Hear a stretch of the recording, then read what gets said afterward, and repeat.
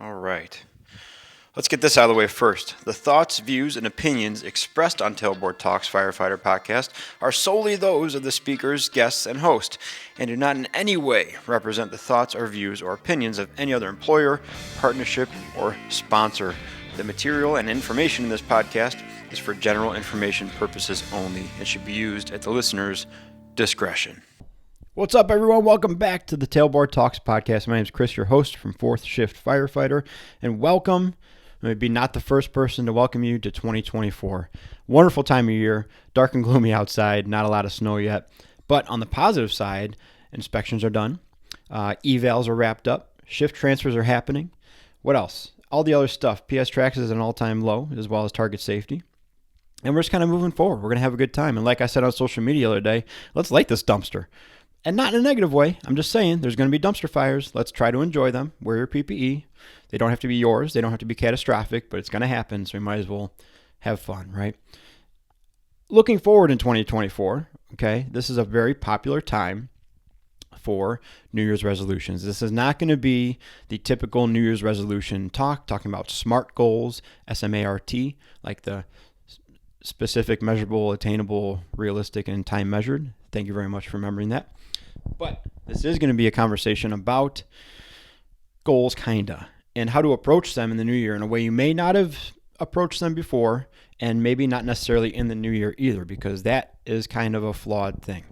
It's a useful thing for some people, but flawed for a majority of us. I'm going to tell you why. But first, your answers. I asked the other day on Instagram what you want to do or what advice you're going to give yourself in 2024, and here's what you had to say. Here's a couple of them. First one was be in the present and just relax. Great. Easier said than done. Good luck on it. Let me know how it goes.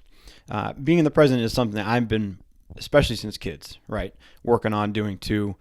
Kind of growing, not tired and sick and tired of social media, but definitely realizing the time suck that it is. And so I'm really trying to this year double down on the podcast and doing other things that don't involve social media as much, but getting back to like real connections with people, genuine connections, getting out to departments, conferences, writing more, doing stuff that I don't have to have my phone in my hand for necessarily, right? So that's a great one. I'm down with it. Next one is cut the things from my life that bring no joy to self or others. I'd like to include people into that too, cut those people out. But yeah, that's a great one to do as you approach the new year, and we're through the new year. Next one, give myself less advice. So your advice is to give yourself less advice, which I fully appreciate. You say you're the king of overthinking. Well, my man, that's probably not going to change. Now you're just going to think about how much advice you should be giving yourself. But I applaud your direction regardless. Show up on the hard days. They matter, but give yourself grace. Fantastic. We're in this thing for a long haul. It is definitely a marathon, not a sprint. So yeah, show up. You're going to have hard days and you're going to have hard calls and hard everything. Stuff is hard. You'll get there. You'll make it. You're right. Give yourself grace, but show up. And here's the last one. And this one's going to kind of leapfrog us into the talk of today, is leave the past in the past and continue the healthy habits. That is a great one because that is extremely difficult for myself and some people to do. Because we set the New Year's resolutions, right? And we have this goal of going towards something, which I talked about in the last episode. Always a better tactic to run towards something than run away from something else. But you need those negative somethings. I'm going to get into this in a second. You need a very specific negative that you are trying to get away from, and chasing something as the opposite of that. And that was kind of jumbled. We'll get into it here, okay? Now, I don't necessarily fall into the New Year's resolution thing. I don't set them. I applaud people who do, but they've been, in my mind, they become kind of like throwaways. Like, yeah, I'm going to do this thing because it's this time of year. It's a good time to do it. If it's a gym membership or something like that, it's probably cheaper. There's a deal, so you take advantage of the deal, right? But it's not like rooted in much besides the time of year it is. Maybe there's some desire to change, but we'll address that in a second. So I started thinking like, well, why do we tie so much weight to the new year, right? Why don't we just do things throughout the year that make us better or that we want to change? And that's because this is where I went and did a little bit of quote unquote research, aka just looking at stuff a little bit. And I saw this term called a temporal landmark. And it's exactly what it sounds like in terms of like a physical landmark, like a geographical landmark. It's just a point, it's a place. And a temporal landmark is just a place in time. And that's the place in time that you decide to start something or to change behaviors from like not so great to what they call more virtuous behaviors in the future. And so the cool thing about these temporal landmarks is that, yes, New Year's is the big one, the most widely celebrated one, but there's also, I shouldn't say that. I would say the most common one, the most popular one is just Monday. Monday is a temporal landmark because your diet will start Monday. On Monday, I'm going to start getting up at 5:30 and working out. On Monday, I'm going to start doing this and this and this, blah, blah, blah. And maybe it happens, maybe it doesn't, but that's a temporal landmark. Other ones are like your birthday, first day of spring, a specific birthday years from now, like your 40th birthday, your 50th birthday, your 30th birthday. All these things are temporal landmarks. It's a that's when I'll start kind of date. And it's made, what you're doing is you're going to say, I'm going to make a contrast now between the person I am and the things I do and the person I want to be, more virtuous behavior, the things I want to do, okay? Now with this is where I get into what I just talked about. Yes, run towards the positive. Chase the positive. It's always easier, more fulfilling, more fun to run towards something you want. But in this article I was reading during my research, they were talking about the importance of negatives. So here's what they said. There's an example of people who wanted to quit smoking. And they said, these people want to quit smoking. They told us they did. But then what we had them do is write down all the specific negatives that came with smoking and all the things that they didn't like about their habit, their lifestyle, their fitness, their health because of smoking. Write those down. Be very specific about them. Then when you set that date, I'm going to stop smoking on Monday or New Year's or my birthday. When you do make changes away from smoking, you get to then look back on specific negatives and say, oh, that's not as bad anymore, or I don't have that problem anymore. All those things. So you need those negatives to reflect on, to draw more positives on, and draw this thing called the fresh start effect. And that's when you set that temporal landmark and feel like you've left those old habits in the past, and then you start to recognize the new habits and new person you are. And you can almost like play those two things against each other. Like, this is what I am now, or who I am now, this is what I do, compared to that's who I was and that's what I did. And the greater that gap grows, the longer that fresh start feeling lasts, because every time you look at it, you're like, wow, I am doing a lot better. I am a new quote unquote new person. I have made some appreciable changes, right?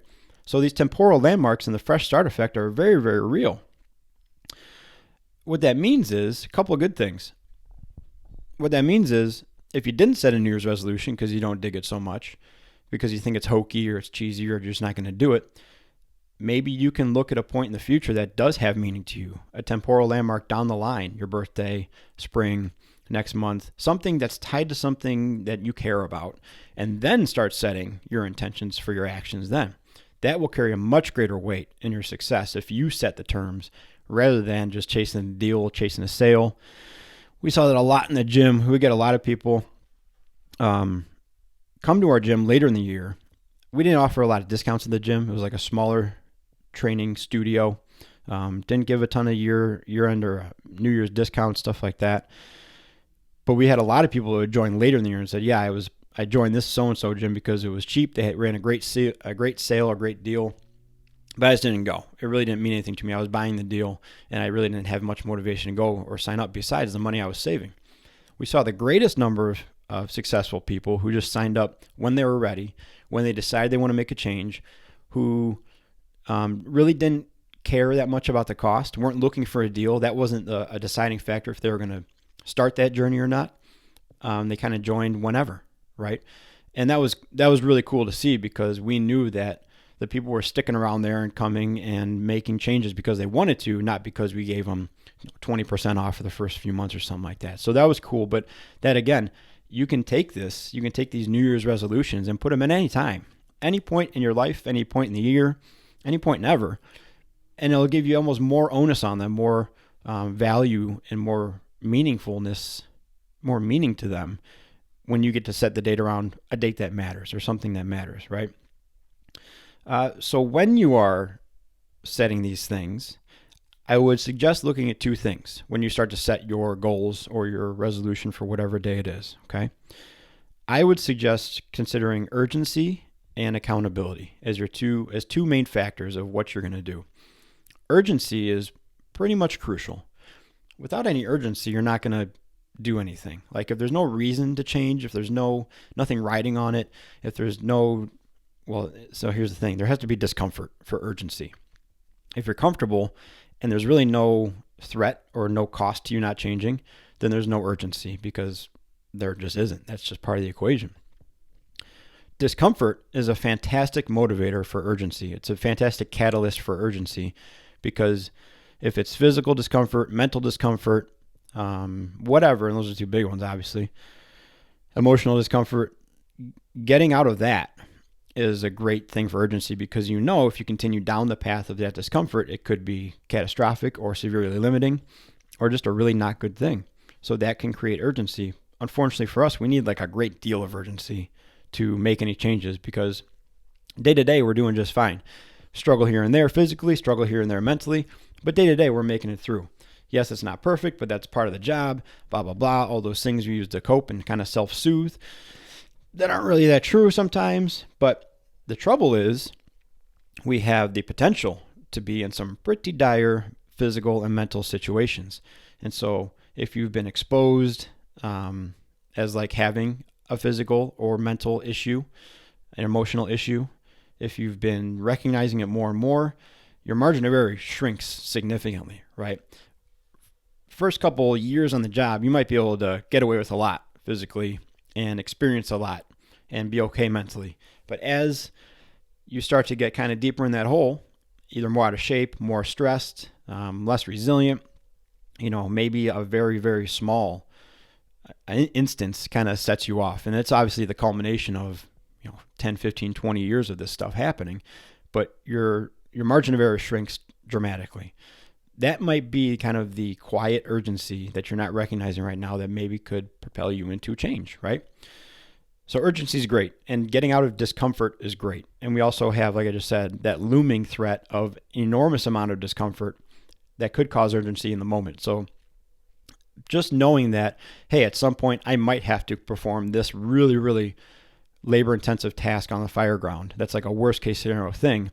When that moment comes, I don't want to be the weak link, and I don't want to be found lacking, and I don't want to be like embarrassed, or I don't want to be at fault if it doesn't go well. That can create urgency. Same with your knowledge base, right? You might be in charge one day, or you might be in charge now, and you might feel like, man, I'm lacking. I have a little bit of gap in my skill set, which is natural, right? For a new officer, new leader, a paramedic in charge, you're always going to have a gap because you might not have all the experience needed to make all the right decisions or recognize all the right circumstances. But that can create some urgency to go seek that outside training or get involved where you can to gain some, I don't want to say artificial experience, but at least dip your toe in and understand what you're up against instead of just rolling the dice every time. So discomfort, future discomfort, current discomfort are all great motivators for urgency to pick out a goal, pick out something that you want to work for. The other one is accountability. And that's one we talk about a lot in the fitness world, right? And the old trope is like, oh, you should tell everybody what you're going to do. You should put out social media, say you're going to lose 50 pounds or whatever your goal is physically. You should let everybody know so everybody holds you accountable, and then you can't run away from it. I don't see that as effective. What I would rather have you do, what I try to do, is pick out a very select group of people that I trust, that I can rely on, and that I want to kind of trust with this journey to keep me accountable. Katie is a major player in that one for me, and she is an absolute hammer when it comes to that stuff. She will keep me accountable to the podcast, to the business, to the kids. I mean, it's just brutal, the amount of accountability she puts on me that I've asked for, and she actually follows through with it. So thank you. But I would much rather go for quality over quantity in that circumstance, right? And the benefit of going with a quality individual over a bunch of individuals is that person will probably be more invested in this journey with you, right? And then when you start making changes, you can show them what you've done, right? Like, hey, this means something to someone else too. I am valuable. I am putting something out there that's meaningful. And they can also reciprocate that and kind of confirm, yeah, this is highly valuable and I'm really proud of you for doing it. Those quality statements and that quality feedback coming at you, I believe is more important than 300 people on Instagram hitting the like button because they saw a picture or something like that, right? So that's just my opinion on these two things. If you need help determining a goal, right, consider urgency and accountability. Find your pain point, and that should propel you towards the thing you want to change. Make sure that pain point has specific negatives that you really don't like now that are modifiable, and then document those. And then you get to pick. You get to pick your temporal landmark. Is it your birthday? Is it next week? Is it next month? It should not just be a throwaway one. It shouldn't be like Tuesday, because that comes after Monday. And I don't know, I got 3 hours to figure it out. Think about it. Plan it out. You don't have to fall into the New Year's Eve trap. All is not lost if you didn't set a New Year's Eve resolution, because as we know, just by looking at the gym stuff, they usually fail, right? Because they're using someone else's urgency and someone else's timeline for their motivation. It's the gym thing, right? The 25% off your gym membership was that motivation you needed to sign up, but that's not the motivation you need to keep going. The timeline of New Year's Eve is the motivation of arbitrary deadline, urgent arbitrary deadline, but it has no real bearing on your life and your routine, your schedule. So pick one that means something to you. Pick one that carries a little bit of weight, and then you can go into it with kind of a clear head, right? Here's what I want to do. Here's the negatives I'm getting away from. Try to establish that fresh start effect, and just keep moving. Just keep going. And if you falter, you falter. But I guarantee that if you stick with it for any considerable amount of time, you're going to recognize the differences between that negative stuff you wanted to get away from and the positive things you're driving towards. Good news, even if you quit 3 months in and you've made those changes, that's your new baseline. Even if you fall back, right? You know you're capable of getting this far. So yeah, you have to get back up to that point, but then that's your new starting point. I know I can get back to that point. You have the confidence knowing, yes, I struggled for 3 months and I got to this point, but that was way better than these specific negatives at this point way back here. Use that. Use that stuff to help yourself out. Send me a message if you need. I can absolutely be the hammer. But that's just a little talk on New Year's resolutions, kind of a different way to look at it, right? Your New Year's resolution can pretty much be any time you want it to be, and you might have better success at it. Maybe I'll repost this again in March. Maybe it'll be good to remind everybody in March that the arbitrary date of January 1st is not necessarily for you, and that's okay, because you can set your own date and have way more success. All right? Okay, guys, I already fell down on my first promise, my first New Year's Eve resolution of mentioning my affiliates and ways you can support the show more. If you just turned off the episode, I don't blame you. If you're still listening, thanks. Check out Rescue One CBD. They're on Instagram, on Facebook. Awesome company, awesome dude behind it. I use the products and I love it. Check out Fourth Frontier heart rate monitor, their X2 monitoring strap. Again, awesome company, awesome people, and I use it and I dig it. If you just want to donate to the show, please feel free to hit the Buy Me a Coffee button. It's on the show page. It's in the episode notes, and it's just $3. Hey, thanks a lot. You aren't too terrible at this kind of thing, so I appreciate that very much if you do that. Thanks a lot again, guys. I appreciate you all. Lighten this dumpster in 2024. Let's all keep working on being more capable and durable, both on the job and away from it, and be a 4-shift firefighter.